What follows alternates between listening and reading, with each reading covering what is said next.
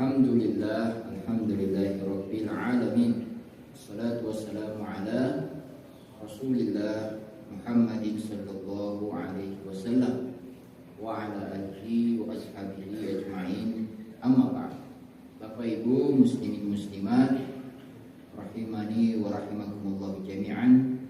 Kita bersyukur kepada Allah Azza wa Jalla atas segala nikmat dan karunia yang masih tetap diberikan kepada kita sampai hari ini. Salawat beserta salam tidak lupa kita perbanyak kita sampaikan kepada baginda Nabi Muhammad sallallahu alaihi wasallam, keluarga dan kepada para sahabat. Mudah-mudahan kita semua mendapatkan syafaat pertolongan beliau di yaumul qiyamah. Amin ya rabbal alamin. Kalau pada pertemuan sebelumnya itu tentang penerapan maqasid syariah pada diri, pada kehidupan pribadi, maka pada kesempatan kali ini kita akan membicarakan penerapan maqasid syariah pada keluarga. Ya. Dan kita sudah tahu bahwa maqasid syariah itu kan 5. Ya, menjaga agama, menjaga jiwa, menjaga akal, menjaga keluarga, dan menjaga harta. Ya, 5. Nah, kita masih baru bisa menyelesaikan yang menjaga agama. Yang kemarin itu juga baru menjaga agama.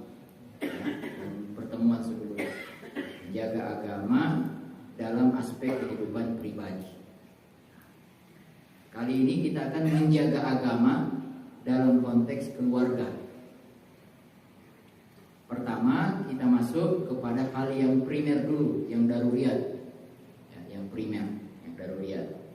Apa yang pertama harus kita lakukan dalam konteks keluarga?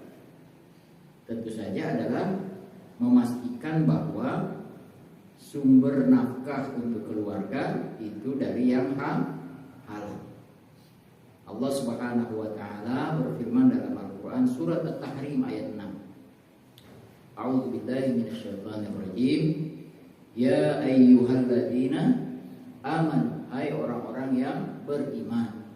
Qu anfusakum wa ahlikum nar. Jagalah diri, jagalah keluarga dari api neraka.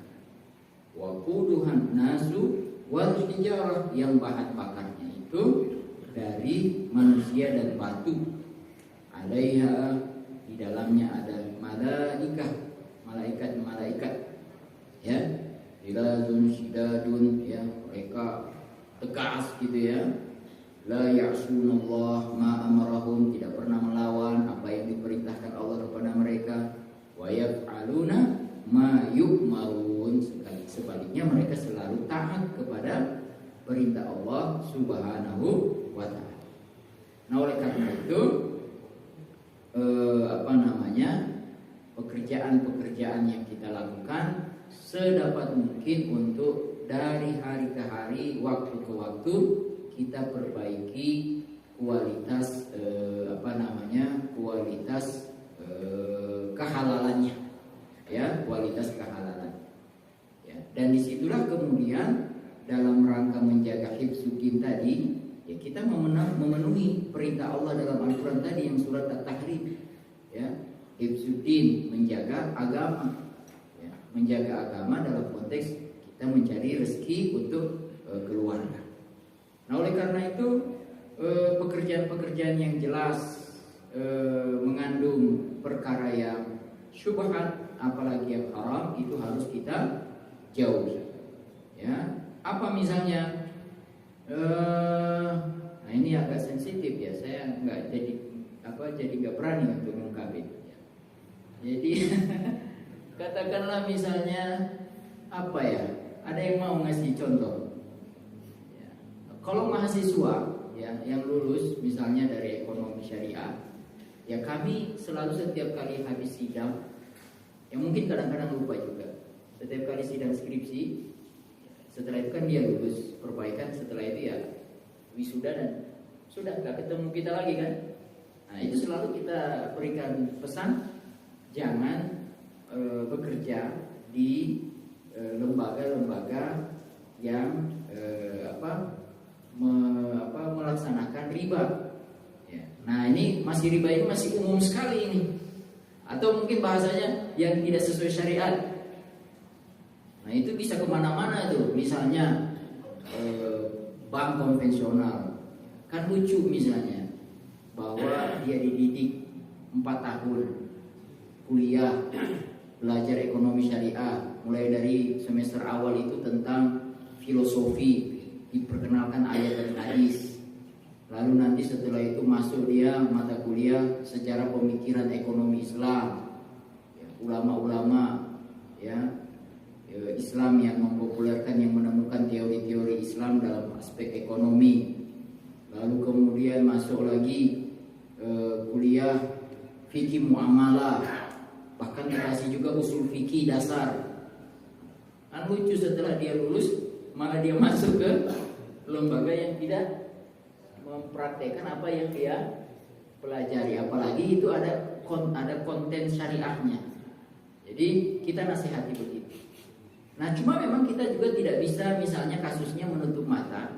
Ada kasus-kasus di luar kebiasaan. Contohnya, saya bikin kasus mahasiswa. Waktu dia masih kuliah itu orang tuanya masih hidup, terutama ayahnya, sehingga sehingga keluarganya itu masih relatif aman. Ya, adik-adiknya juga masih ada yang mengcover, ada bapaknya masih hidup. Qadarullah setelah lulus, orang tuanya, ayahnya wafat. Nah, dia adalah anak tertua laki-laki.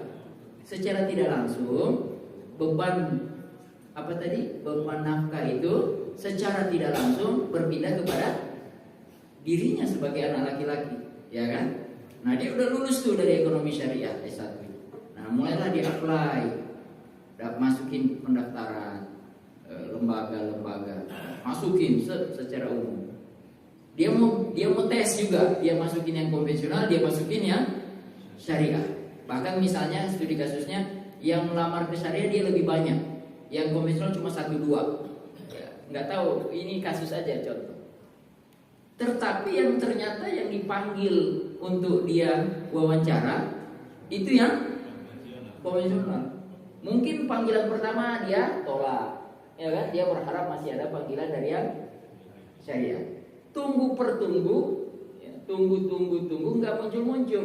Sementara hari terus berjalan. Nah ini menjadi problem. Bagaimana ini? Ini kita harus selesaikan, ya kan? Kita harus selesaikan. Sementara kebutuhan hidup adik-adiknya masih mau sekolah, dia sebagai anak tertua. Nah, dalam kondisi yang mendesak, apa ini sudah masuk dalam kategori darurat. Darurat artinya dia boleh ngambil dulu, masuk, kemudian ya dengan tetap memegang idealisme bahwa ini bagian dari kebutuhan darurat. Nah, masuk. Tapi setelah itu dia sudah mulai bekerja, pikirannya terus mengolah pikirannya untuk bagaimana caranya suatu saat bisa keluar. Nah, ini juga menjadi studi kasus yang kedua, yang memang dari awal dia bukan orang ekonomi syariah, dari awal memang pekerjaannya di situ. Kalau saya ditanya, bagaimana, apakah dia harus keluar segera saat ini juga? Selalu ada dua pendapat. Nah, itu teman-teman yang bikin grup, apa namanya? Ada grup itu terkenal, komunitas pensiunan bank konvensional. Ada itu. Itu adalah komunitas yang saya ikuti juga, sempat saya ikuti, dengan tegas mengatakan keluar saat itu juga. Jadi setelah mendapatkan pencerahan tentang riba, langsung keluar, nggak ada koma, nggak ada koma, langsung titik. Komunitas itu. Nah, mereka tentu saja ada dalilnya juga, yaitu apa? Kira-kira apa? Yaitu tawakal kepada Allah Subhanahu wa taala. Yakin bahwa pilihan ini adalah pilihan yang hifzuddin. Kita sedang bicara tadi apa? Hifzuddin, menjaga agama. Insya Allah Allah akan mengganti. Dan itu juga bisa dipakai. Bukan bisa, ya silakan. Tetapi ada juga orang yang tidak bisa langsung keluar saat itu juga. Kalau dia keluar saat itu juga bisa, tapi akan membuat masalah cukup besar, tantangannya cukup berat. Saya masih ingat itu, kalau mudah-mudahan saya tidak salah tanggung jawab saya pribadi ya di hadapan Allah. Dr. Yusuf Al-Qaradawi dalam fatwa kontemporernya mengatakan hal yang demikian. Bagi yang bisa langsung keluar silakan, tapi bagi yang harus bertahap, maka silakan bertahap. Nah, kalau saya ditanya pilih yang mana, ya saya akan lihat kondisi orang itu. Kalau misalnya saya lihat latar belakangnya, kondisinya, ekonomi keluarganya ini aman kalau dia langsung keluar. Kenapa? Dia sudah punya penghasilan yang lain, atau dia punya apalah, silakan. Tapi kalau saya lihat secara penilaian saya yang misalnya penilaian yang final, bahwa kalau ini orang saya suruh keluar langsung, ini langsung berantakan hidupnya, keluarganya juga berantakan ini, ya kan? Nah, saya akan sarankan kepada dia untuk bertahap. Dalam bahasa dakwahnya itu bukan istidraj, at-tadrijiyah, tahap-tahapan. Dan dalam agama kita ini itu terpakai konteks tahapan itu, Bapak Ibu. Nabi itu di Makkah dulu, baru ke Madinah. Pelarangan khamar itu 4 ayat. Turun 1, 2, 3, baru yang ayat 4 baru itu final. Pelarangan riba 4 ayat. 1, 2, 3, 4. Jadi konteks bertahap itu bukan kita yang buat, tapi itu juga dipraktekkan oleh Al-Quran itu sendiri, mengukur kemampuan orang. Nah, dalam konteks zakat juga begitu, khususnya asnaf mu'allaf. Umar bin Khattab itu bukan sempat melakukan keputusan umat, keputusan presiden sebagai khalifah, tidak memberikan jatah untuk mu'allaf. Sementara pendahulunya yaitu Rasulullah, Abu Bakar itu masih jatah zakat untuk mu'allaf. Pertanyaannya, apakah Umar itu melanggar ayat? Karena dalam ayat kan jelas at-taubah, bukan at-taubah. Yang ayat innamas shadaqatu, sesungguhnya zakat itu untuk fakir, miskin, amil, mu'allaf, kan ada. Ketika Umar memutuskan menghilangkan jatah mu'allaf, apakah melanggar ayat? Kalau dibilang secara kasat mata, ya kan? Nggak ngasih jatahnya mu'allaf. Tapi Umar bin Khattab punya dalil sendiri. Kata beliau ketika ditanya oleh sahabat, kenapa nggak kasih? Beliau bilang, kita hari ini adalah umat yang kuat. Kita umat yang kuat. Pilihannya cuma satu. Kalau Anda mau masuk Islam, maka Anda bayar zakat, ya kan? Dan Anda masuk Islam, kalau Anda pun misalnya dalam keadaan yang tidak kuat ekonominya, Anda masuk kategori fakir, miskin. Mu'allaf gak usah, gitu loh. Kalau Anda tidak mau masuk Islam, ya sudah, pilihannya adalah bayar jizyah, gitu, bagi non muslim pada masa itu. Jadi Umar ternyata untuk menerapkan konteks pendistribusian zakat melihat latar belakang kondisi sosial masyarakat. Agama kita sekarang kuat karena Umar tahu waktu Rasulullah SAW menetapkan pembagian mu'allaf itu untuk membuat mereka yakin dan mau bertahan di Islam. Kan begitu tujuan awalnya ya, mau bertahan di Islam. Maka Umar melihat kita gak perlu lagi sekarang mempertahankan orang. Pilihannya cuma 2, masuk Islam atau tidak, masuk Islam atau tidak, selesai. Gak perlu lagi dibujuk-bujuk. Nah itu ya kondisi yang bisa kita jadikan semacam pertimbangan. Nah, Bapak Ibu yang dirahmati Allah Subhanahu wa taala. Contoh yang kedua, kalau tadi adalah memastikan sumber penghasilan yang halal, ya, maka contoh yang kedua itu adalah dalam konteks menggunakan harta benda itu untuk kebaikan, ya, dalam keluarga. Ya, apa kebutuhan dasar keluarga dengan cara yang halal, menghindari pemborosan dan lain sebagainya. Itu kita tahu tuh. Nah, ayatnya adalah surat Al-Isra ayat 26 dan 27. Ya, kalau saya bacakan begini bunyinya. A'udzubillahi minasyaitonirrajim. Al-Isra 26. Wa atizal qurba haqqahu, dan berikan hak keluarga itu haknya. Kalau mau diterjemahkan urutan, wa ati dan berikan wa'ati zal qurba, keluarga. Oh ya, bukan keluarga saja, keluarga dekat. Zal qurba itu keluarga dekat. Wa'ati zal qurba, berikan keluarga dekat haqqahu, hak-haknya.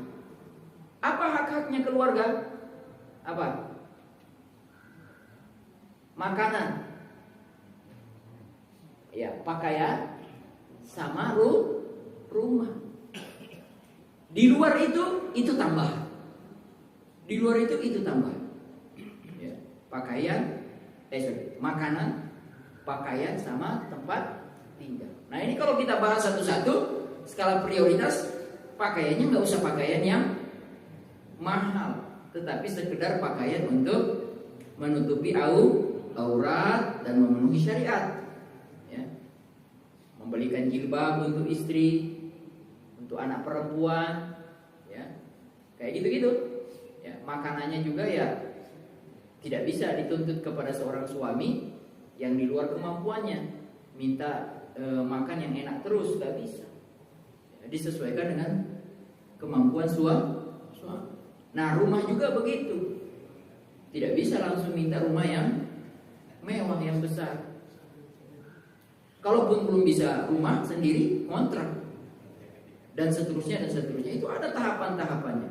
Nah, saya lanjutkan ayatnya. Wa atizal qurba haqqahu wal miskin. Nah, ini sudah mengarah tuh ayatnya. Jadi yang dahulu pertama itu kerabat dekat, baru wal miskin, orang lain. Wa bani sabil, orang yang lagi di perjalanan. Nah, baru ayatnya wala tubazziru tabzira. Dekat dia rupanya di satu ayat. Kan kita sedang bahas menggunakan harta benda dalam konteks keluarga untuk kebaikan. Contohnya adalah tidak boros. Ternyata di ayat yang sama dua konten itu termuat. Wa atizal qurba, haknya dipenuhi, wala tubazzir tabzira. Jangan mubazir. Ya kan, saya juga bukan saya tidak pernah baca ayat ini, tapi baru ngeh. Selama ini kita kalau mau menjelaskan menggunakan ayat tentang mubazir, kita cuma potong wala tubazzir tabzira, baru langsung ayat 27-nya. Ini Al-Isra. Innal mubazzirina kanu ikhwana syayatin. Kan selalu begitu. Kita lupa baca dari awal. Ternyata awalnya itu adalah wa'ati zal qurba haqqahu. Berikan keluarga itu haknya. Nah, dalam konteks memberikan keluarga haknya, wala tubazziru tabzira. Ya, wala tubazziru tabzira. Jangan mubazir. Ya. Nah, Bapak Ibu yang dirahmati Allah, kan sudah pernah juga kita jelaskan bedanya mubazir dengan israf. Kan dalam Al-Quran ada israf, ya. Iya. Wala tusrifu, ya Ustaz, ya, ayatnya. Jangan israf. Itu kalau diterjemahkan bahasa Indonesia, wala tusrifu, sama ya. Jangan hamburkan. Mubazir juga diterjemahkan bahasa Indonesia, jangan hamburkan. Lah, kalau memang sama, ngapain berbeda? Itulah kelemahan bahasa Indonesia untuk menerjemahkan bahasa Arab. Mubazir itu bukan, israf itu adalah perkara sesuatu itu kita butuh, kita beli, tapi cara membelinya israf itu melewati batas. Jadi yang kita butuh cuma 5, kita beli 6, 7, gitu ya. Yang mubazir ini itu tidak perlu beli, itu mubazir. Maka kenapa untuk yang kalimat mubazir disandingkan dengan innal mubazirina kanu ikhwana syayatin, ditempelin dengan setan. Tapi kalau ayat Isra ada nggak tempelannya dengan setan, Ustaz? Nggak ketemu kan? Ayat yang menggunakan kata israf ditempelin sama setan? Enggak. Yang ditempelin sama setan ayat kalimat mubazir. Nah, dalam konteks keluarga, jangan sampai keluarga itu membeli sesuatu yang tidak dibutuhkan. Bahwa israf kemungkinan ada, tapi kita belajar untuk tidak terus-menerus. Tapi untuk mubazir jangan membeli sesuatu yang tidak diperlukan. Ya. Bapak Ibu yang dirahmati Allah Subhanahu wa taala, lebih dalam lagi untuk ibu-ibunya adalah kalau tadi makan, pakaian, rumah, suami ngasih uang belanja, maka ibu-ibu mengatur betul hulu sampai ke hilir, membeli makanan yang halal. Ya kan? Kasus yang kita lihat di medsos, sapi yang dipukul apa? Ditok kepalanya itu, saya tidak tahu, saya belum dapat informasi update lagi apakah sudah selesai.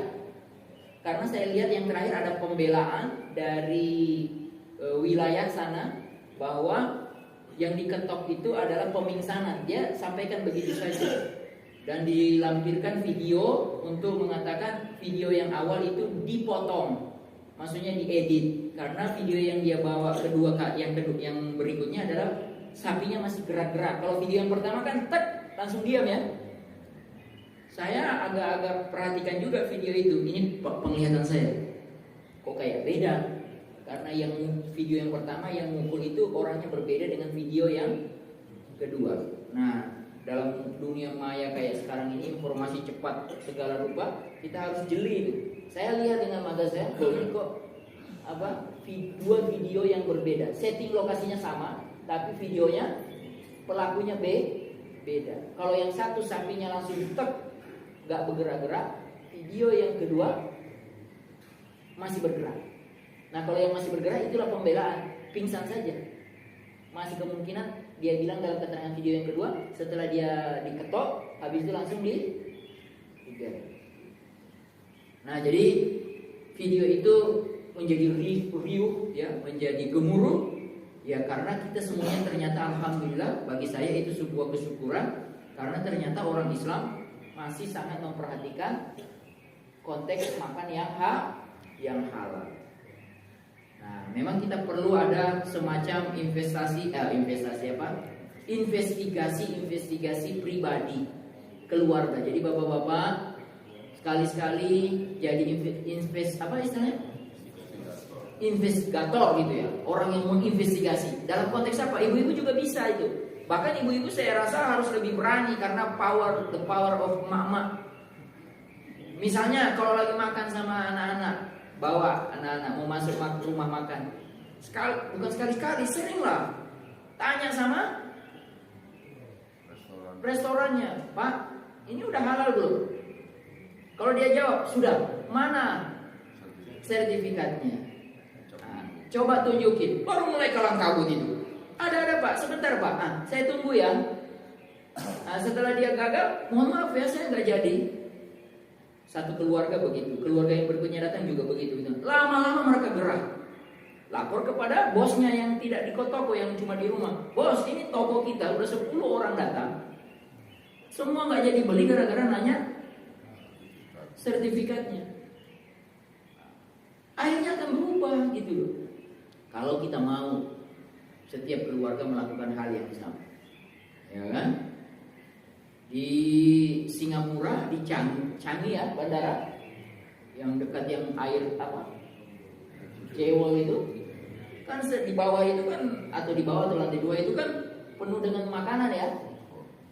Saya juga ke situ cari makan. Transit dari Malaysia kemarin mau singgah dengan 2 mahasiswa ikut. Ayo kita cari makan. Udah ke bawah kita. Mana ini halal ini? Oh, di dekat situ. Agak susah dapatnya. Ya kan? Lagi rame pula. Setelah itu pun dapat yang halal, sudah ada yang halal ini Pak, kata mahasiswa saya halal. Saya tengok dari luar, dari nama ininya kayaknya makanannya nggak sesuai dengan perut kita. Padahal itu alibi saya saja. Ini mahal kayaknya. Seputar Jewol itu mahal, gitu ya. Saya bilang yuk kita cari alternatif yang lain. Nah udah kita cari hampir putus asa nggak ketemu ya. Sampai kita bilang udah kita masuk aja dulu ke terminal 1 untuk supaya masuk ke gate. Ternyata ada di terminal 1. Itu di situ banyak Melayu makan. Dia dekat musola. Susah cari musola ya. Ternyata ada agak masuk ke dalam. Kalau para pelaku travel itu saya masuk ke sana. Itu kasihan jamaah kita travel tidur di pinggir-pinggir di lorong bukan musola. Saya baca musola, yang disebut musola itu saya baca ada tulisan bahasa Inggrisnya. Tempat ini adalah tempat umum untuk agama apapun. Ya saya baca di situ. Boleh pakai sholat, boleh pakai meditasi, bla bla bla bla. Oh berarti boleh. Semua agama masuk situ. Tapi saya lihat yang paling memanfaatkan ya kita umat Islam. Ala kulli hal, ya. Kita tidak mau dekat situ ada makanan, ada tempat makan yang bagus, yang banyak halalnya. Jadi kita harus menguatkan diri untuk menjaga keluarga kita dalam makan yang ini. Nah, yang ketiga, contoh yang ketiga, praktek yang ketiga yang tidak kalah penting, mengajarkan anak-anak tentang pentingnya konsep halal itu, baik dalam mencari rezeki halal ataupun menggunakan memanfaatkan yang halal. Terutama anak-anak kita yang laki-laki, yang dia akan jadi pemimpin keluarga. Maka pola-pola komunikasi itu harus terbuka, harus terjalin dengan bagus. Anak-anak kita yang kemudian kita kuliahkan, yang kita sekolahkan dari SD, SMP, SMA, kuliah lulus. Setelah kuliah, dia mulai dapat terima tawaran-tawaran pekerjaan. Orang tua harus buka diskusi. Nah, kalau dia tidak mengungkapkan, kita yang nanya. Nah, gimana nih? Sudah dapat tawaran pekerjaan? Sudah, Ma. Ya, saya dapat panggilan dari ini. Boleh tahu lembaga apa? Perusahaan apa? Saya juga belum terlalu tahu. Coba kita cari sama-sama diskusi. Ini perusahaan apa yang sedang kau mau masukin? Oh, ini perusahaan investasi, Ma. Jadi uang-uang publik itu diolah di sini. Kalau boleh tahu dia investasinya di mana saja ya yang kamu akan jadi pekerjanya di situ. Cek, ternyata ada masuk dalam investasi haram. Jadi uang-uang publik diputar dalam misalnya bisnis minuman keras, saham-saham minuman keras dibeli. Kita aware. Nah, jangan di situ dong. Kamu nanti terlibat secara tidak langsung gitu loh. Atau misalnya dia di lembaga pinjam riba online. Kita rugi. Apa kita nggak sedih? Cucu kita misalnya dapat makanan dari orang tuanya, anak kita yang salah dalam memilih pekerjaan. Diskusi harus terus. Makanya ayat-ayat dalam Al-Quran tentang konteks keturunan itu menggunakan kata zuriyah, bukan aulad saja. Rabbana hablana min azwajina wa zurriyatina. Kenapa kita berharap garis keturunan kita itu terus dalam konteks halal? Nah, yang menarik, mungkin Ustaz bisa bantu saya. Ada ayat yang bunyi kurang lebih terjemahannya begini. Orang-orang yang beriman innalladzina amanu, dan orang-orang sesudahnya, ya, ma'a imanihim, mereka akan dipertemukan dalam surga karena sebab apa? Keimanan. Wa zurriyatihim bi imanihim. Kata kuncinya bi imanihim.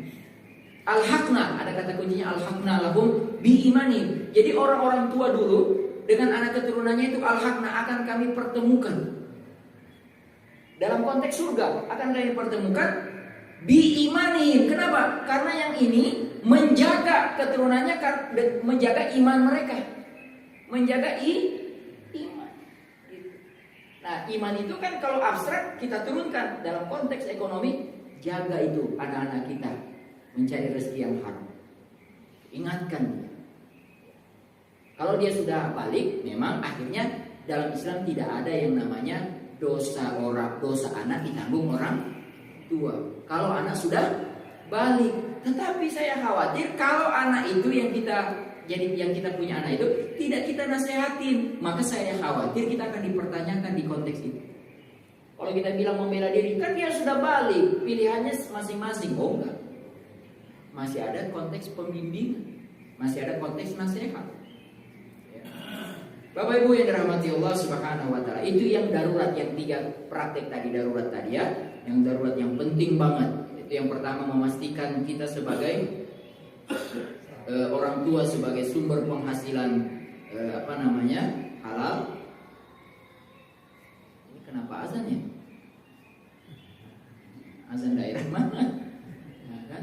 Jadi yang pertama tadi prakteknya adalah kita sebagai kepala rumah tangga memastikan sumber penghasilan halal. Yang kedua, konteks sebagai istri menggunakannya dengan halal. Yang ketiga, suami istri mengajarkan anak-anak keturunannya tentang pentingnya mencari dan memanfaatkan rezeki yang halal. Itu yang darurat. Yang kedua yang hajiat, levelnya agak turun. Hajiat sekarang, sekunder. Apa itu? Pertama, contoh prakteknya adalah menginvestasikan, menggunakan harta harta yang sudah didapat tadi di jalan-jalan Allah. Fi sabilillah. Apa itu fi sabilillah? Zakat, infak, sedekah, wakaf. Jadi satu keluarga itu harus punya semangat bersama, baik suami, istri, anak-anak, bahkan keluarga besar. Ya, dalam konteks ibadah fisabilillah. Contoh misalnya, apakah pernah didiskusikan supaya dalam satu keluarga itu Idul Adha itu semuanya bisa berkorban? Ya kan? Grup-grup keluarga, WA keluarga itu harus diisi dengan hal-hal yang begini, ya, didiskusikan. Ya. Saya punya, mungkin sudah saya pernah cerita apa saya lupa ya. Saya ada satu jamaah, dia cerita bahwa dia menjadi manajer keuangan keluarga besar mereka. Keluarga besar itu artinya dia sama saudara-saudaranya, sama paman-paman yang masih hidup masuk di grup WA. Nah, setiap bulan mereka infak sedekah ditujukan ke grup itu. Yang ngelola uang-uang sedekah itu adalah bapak tadi. Uang-uang infak sedekah itu bapak tadi, manajer. Dia yang akan ngatur. Kalau dalam grup WA itu keluarga besar, ada misalnya keponakan mau sekolah kuliah terhambat biaya. Keluarga besar urun rembuk. Ini ada dana sekian sudah terkumpul, dana abadi keluarga. Ini ada keluarga kita, keponakan kita mau kuliah. Bagaimana nih? Oke, sepakat. Berapa? Masuk. Ini ada yang sakit, masuk. Begitu kan? Jarang itu keluarga besar punya yang begitu. Saya takjub juga. Karena selama ini akhirnya ada yang mau menikah, misalnya anak keluarga mau menikah. Kalau dia laki-laki berarti dia harus naikkan mahar. Kalau mahar berarti harus urun rembuk. Nah, biasanya disitulah titik-titik ya sedikit banyaknya menguras pikiran juga. Ini berapa yang harus kita sumbang? Ya, kan? Tapi kalau ada dana abadi dikumpul, minimal mengurangi pas hari H, pas kebutuhan itu datang. Jadi menyisihkan sebagian harta untuk wakaf, infak dan sedekah. Boleh nggak sedekah untuk keluarga besar? Boleh. Boleh nggak wakaf untuk keluarga? Ada namanya wakaf ahli. Pernah saya cerita ya? Ada 3 macam wakaf. Saya ulangi ya. Boleh ya? Pertama wakaf yang sering kita kenal umum, wakaf wakaf umat. Ya, saya kasih nama begitu, saya lupa istilahnya, wakaf umat, yaitu bapak-bapak semua wakaf, lalu tidak boleh ditarik lagi karena sudah wakaf, dan hasil pemanfaatannya itu untuk seluruh umat, seluruh jamaah. Oke, ini nomor 1. Yang nomor 2, wakaf ahli. Wakaf ahli itu adalah bapak punya rumah kosong, ya, rumah 2, 1 ditinggali, 1 kosong, maka yang kosong itu diwakafin untuk dimanfaatkan untuk keluarga. Ya. Nah, karena dia wakaf, jadi itu pemanfaatnya untuk keluarga, wakaf ahli untuk keluarga. Misalnya ada anak keponakan baru nikah, belum punya rumah sementara, maka dikasih kesempatan untuk tinggal di situ. Atau misalnya pemanfaatannya rumah yang kedua tadi yang diwakafin dikontrakin. Karena dikontrakin karena ada uang kontrak masuk, uang sewa masuk, uang itu dimasukkan sebagai pemanfaatannya untuk keluar. Itu namanya wakaf keluar. Dan yang ketiga adalah wakaf gabungan antara ini sama ini. Jadi hasil pemanfaatannya rumah tadi ada uang sewa masuk, pemanfaatannya adalah 50% untuk umat, siapa yang di luar keluarga, 50% untuk keluarga. 3 ini sudah boleh secara fikih dan sudah boleh secara undang-undang. Undang-undang wakaf sudah mengakomodir 3 model ini, Bapak Ibu. Ya. Nah, kalau dibikin pertanyaan, apa bedanya dengan waris? Jelas beda. Bapak meninggal, rumah Bapak yang 2 tadi habis pasti. Kenapa? Kan dibagi ke anak-anak 5 orang. Nah, anak-anak sendiri sudah punya rumah masing-masing selama ini. Mereka tidak mau tinggal di situ. Artinya apa? Mereka akan sepakat menjual rumah itu.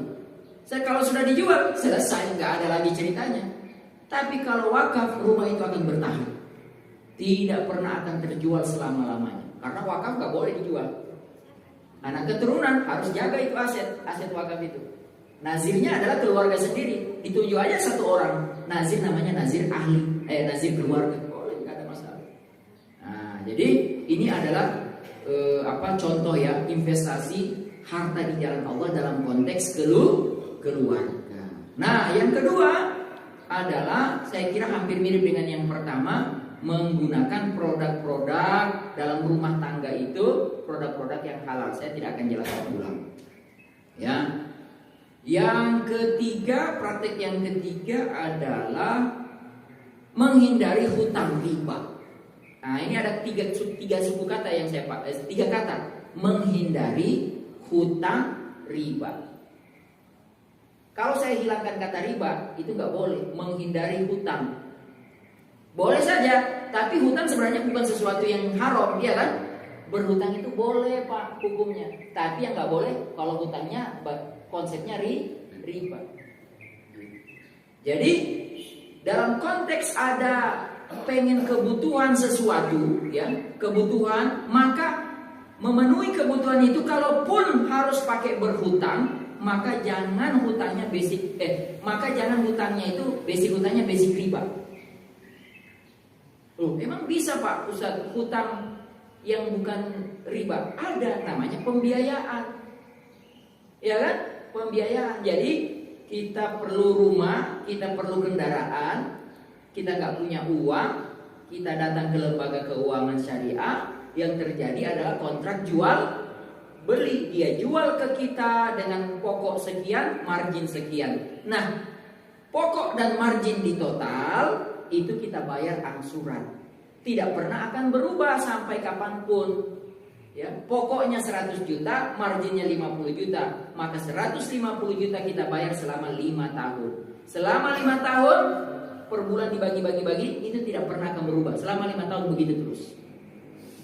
Kalau Bapak misalnya punya uang lebih, suatu saat ingin melunasi, sudah kredit 2 tahun, tinggal 3 tahun, atau sudah kredit 4 tahun, tinggal 1 tahun, tiba-tiba ada rezeki besar, yang 1 tahun lagi itu mau dilunasi, dipercepat, boleh. Percepat bayar, wajib lembaga tadi, wajib ini saya sosialisasi aja sekalian. Wajib Bapak itu dapat potongan. Bukan sunnah lagi, wajib lembaga tadi kasih potongan. Tadi berapa? 150 juta. Berarti minimal misalnya dikasih potongan 5 juta. Berarti tinggal bayar berapa? 145. Kalau ada lembaga tidak kasih, laporin. Karena aturan OJK-nya, aturan fatwanya tegas di situ sudah yang terbaru mengatakan wajib lembaga keuangan syariah itu ngasih potongan. Bukan sunnah lagi, wajib. Nah, jadi kita yang praktek ketiga ini kita menghindari pembiayaan yang berbasis riba. Hutang-hutang riba. Pakai pembiayaan yang akadnya jual beli. Ya, seperti itu. Nah, sekarang kita pindah ke yang ketiga. Mohon maaf saya boleh izin ya.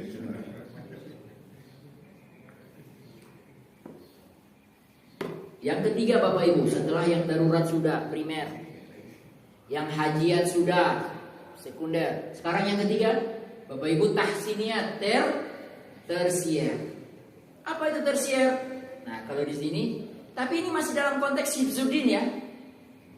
Menjaga agama. Nanti bulan depan atau pertemuan ke depan kita pindah ke umat, lalu kita pindah ke hifzul nafas, menjaga jiwa. Nah, itu nanti. Yang tersier, contoh praktik pertama, menunaikan ibadah haji. Dalam keluarga itu ada keinginan, ada cita-cita, baik dari bapak, ibu, anak untuk bisa haji. Nah, sehingga ketika sudah ada keinginan haji itu, maka perencanaannya sudah dimulai dari jauh-jauh hari. Di sini juga sudah saya sampaikan, kalau suami sudah haji, istri belum, berarti fokus supaya istri bisa haji. Kalau fokus mau istri haji, berarti bukakan dia tabungan. Itu langkah paling awal itu, buka. Paling awal niat. Langkah kedua, buka tabungan. Langkah ketiga, lunasi yang 25 juta. Langkah keempat, cicil secepatnya. Cicil secepatnya. Karena kalau yang langkah pertama tadi niat, alhamdulillah sudah dilewati. Langkah kedua sudah buka tabungan, alhamdulillah. Kalau belum lunasi, itu lama, masa tunggunya belum muncul. Pas dilunasi yang 25 juta, baru muncul masa tunggu. Nah, setelah yang dilunasi itu muncul masa tunggu, sambil nunggu itu dilunasi kredit cicil. Saya bilang apa tadi yang di langkah 4 yang terakhir? Segera percepatan lunas. Kenapa? Karena kalau masih pelan-pelan, kan sekarang berapa? 60 juta. Bisa jadi qadarullah masa-masa ke depan bukan 60 juta, naik jadi 80, 70. Berarti kita akan menambah cicilan. Tapi masa tunggu tidak berubah. Tiba masa tunggu kita belum lunas, dikasih ke orang lain. Jadi intinya sebenarnya di keluarga itu ada coret-coretan untuk haji. Bagaimana dengan anak? Oh, barangkali itu juga harus berani. Ya, bukakan juga segera tabungan haji untuk anak.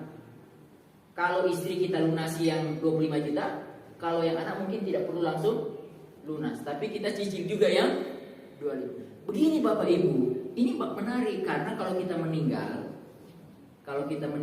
artinya secara tidak langsung ketika kita buka tabungan haji untuk anak, sebenarnya itu sudah nasihat wasiat. Nah, kamu harus haji. Maka dia akan berpikir, ya Allah, almarhum bapak ibu saya telah membukakan ini. Berarti saya memang pesan ibu, pesan bapak harus haji. Mindsetnya sudah kita setting dari awal. Ya, gitu ya. Nah, itu yang pertama. Yang kedua, praktek yang kedua, memberikan pendidikan agama yang berkualitas bagi anak. Nah, ini diskusinya begini. SD, SMP ya, itu masa-masa emas ya, SD lah. Sekarang saya mau tanya, ini udah sedikit ya. 20 menit aja. Saya mau tanya begini Bapak Ibu, mohon saya juga dikasih masukan. Apa betul yang katanya bahwa pendidikan SD umum, sekolah dasar negeri, sama sekolah dasar Islam terpadu, itu jumlah mata pelajaran agamanya di sini sangat ringan? Apa betul begitu, Bapak-bapak? Oh, ada juga tergantung. Jadi kalau setahu saya misalnya sebagai contoh Umul Qura misalnya. Oh, itu SDIT. SD itu Umul Qura SDIT. Nah, ini yang saya maksud yang SD umum. Nah, SD umum yang setahu saya nggak tahu kalau SD ya. Cuman biasanya mungkin ada tambahan-tambahan itu tapi di luar jam sebenarnya. Di luar jam itu artinya tanggung jawab. Jadi bukan tanggung jawab dari sekolah, tapi misalnya guru mengadakan daurah untuk anak-anak SD-nya gitu. Tapi itu tentatif. Ya. Tapi kemungkinan besar kalau kita adu ini jomplang ya. Ya setidaknya kalau yang itu sudah ada muatan agamanya yang memang diwajibkan dari sekolah. Iya.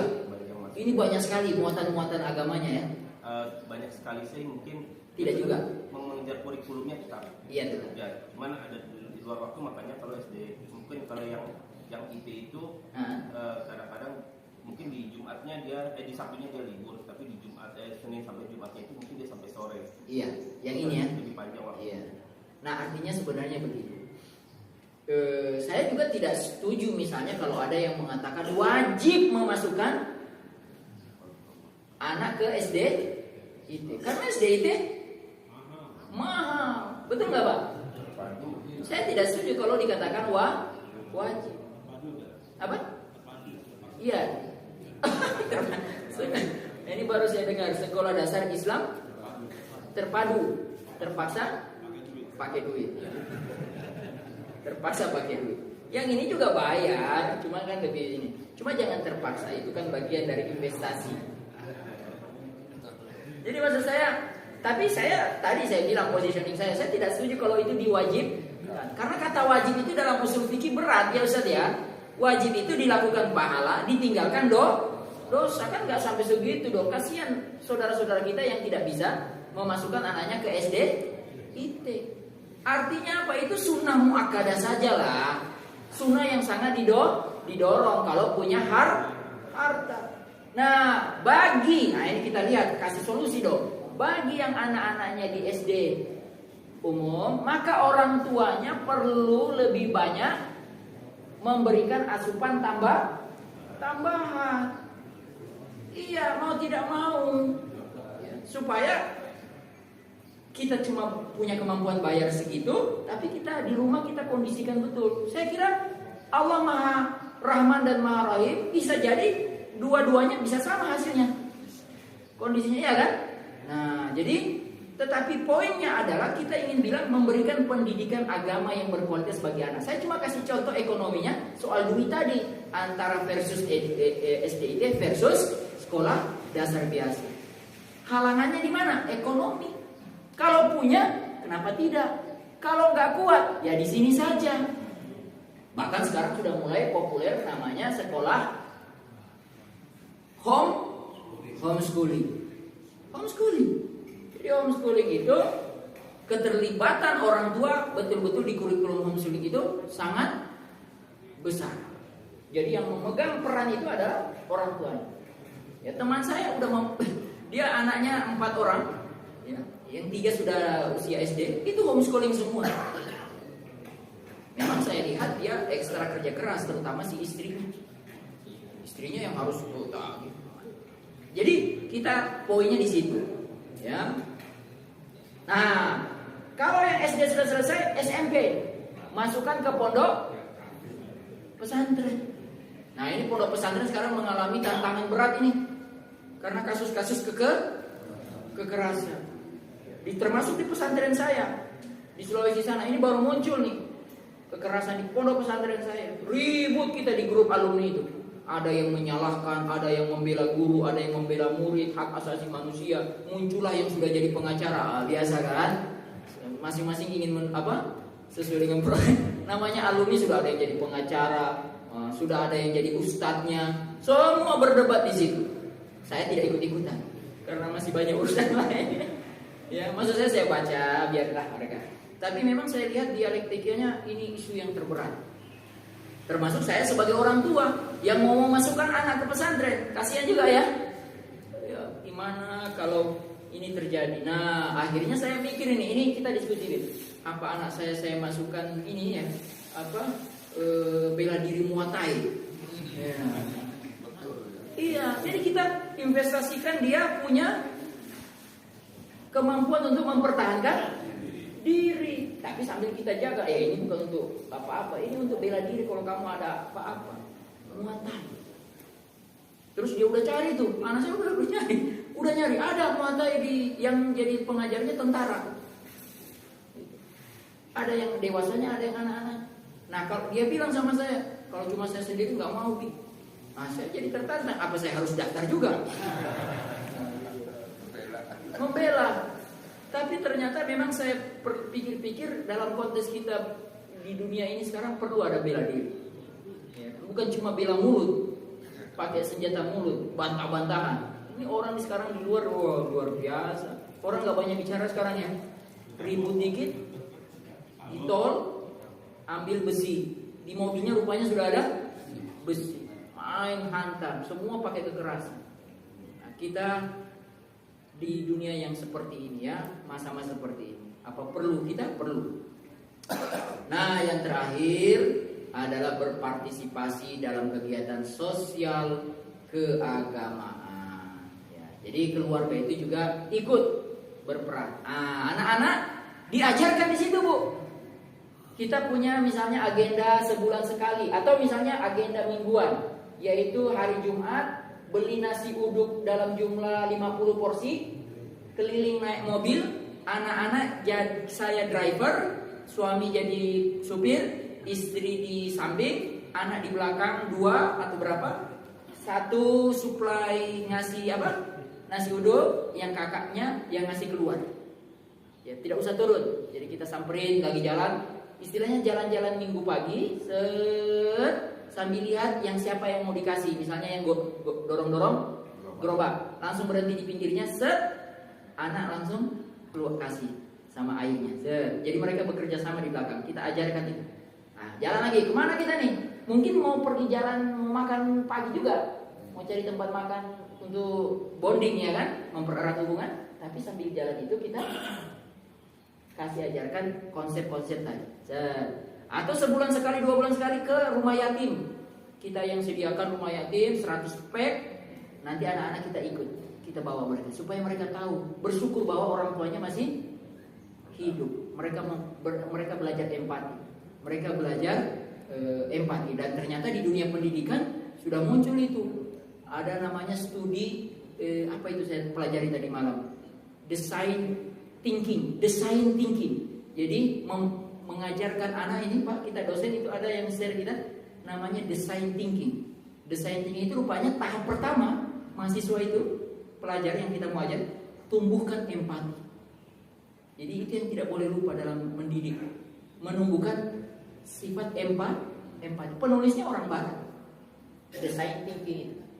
Jadi menumbuhkan empati. Nanti setelah itu tahap yang paling akhir dia menemukan solusi.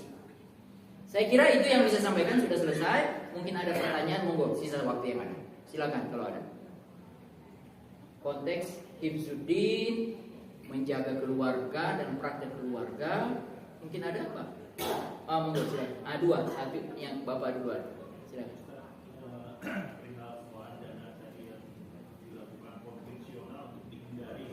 Ya. Dihindari oleh umat muslim. Ya.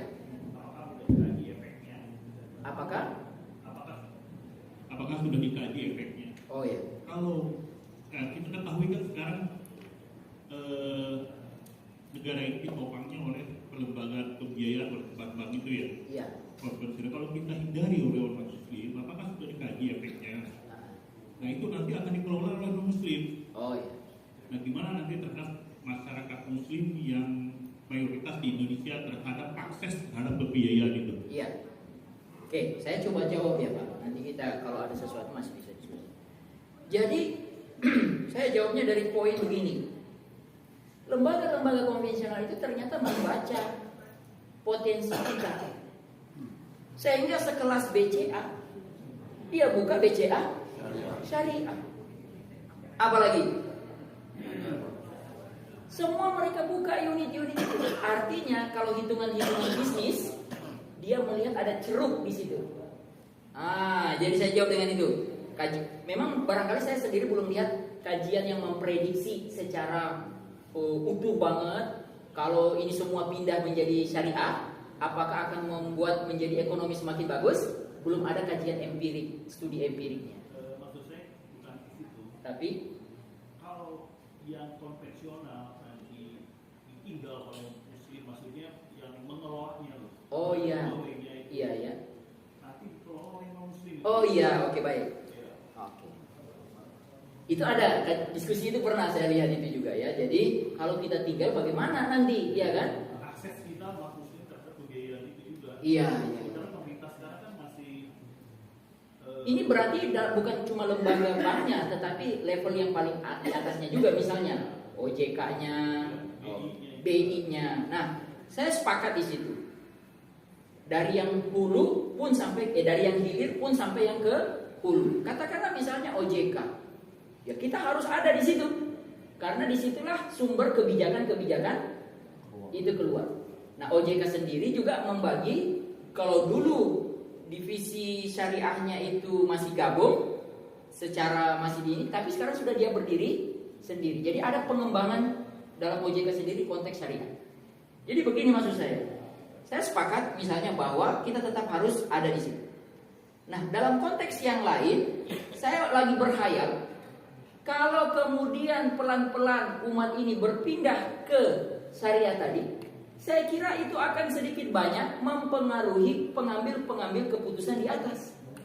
Maka kebijakan-kebijakan yang akan diambil di atas nanti ke depannya itu akan memperhatikan jumlah kebanyakan kita yang mau syariah. Bahkan bisa begini, saya celot diskusi ngejok begini. Bapak-bapak ibu sadar nggak? Yang konvensional itu, yang bank-bank konvensional itu sebenarnya kalau dirubah jadi syariah tidak perlu nunggu lama Pak ya. Hanya nama, praktek, nama akad praktek tinggal dirubah, hilangkan riba, dia jadi syariah Pak ya. Betul ini. Memang dalam konteks yang lain orang hanya akan di satu sisi orang akan candain syariah ya. Kamu bedanya dengan konvensional cuma nama. Tapi yang nama itu yang penting, yaitu soal akarnya. Sehingga saya bilang sama teman-teman diskusi, ini konvensional kalau dia mau ubah, tidak perlu lama, dia masih akan eksis untung. Betul ya Pak?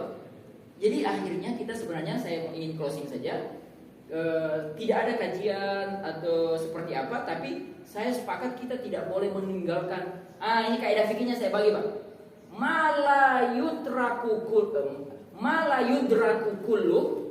la yudraku kullu. Ini kaidah fikih. Apa-apa yang tidak bisa ditinggalkan, apa-apa yang tidak bisa dicapai sepenuhnya, apa maksudnya? Ideal, tidak bisa sampai ideal. La yutraku kullu, tidak juga ditinggalkan semuanya. Kira-kira kaidah ini agak enak ya. Ma la yudraku kullu, la yutraku kullu.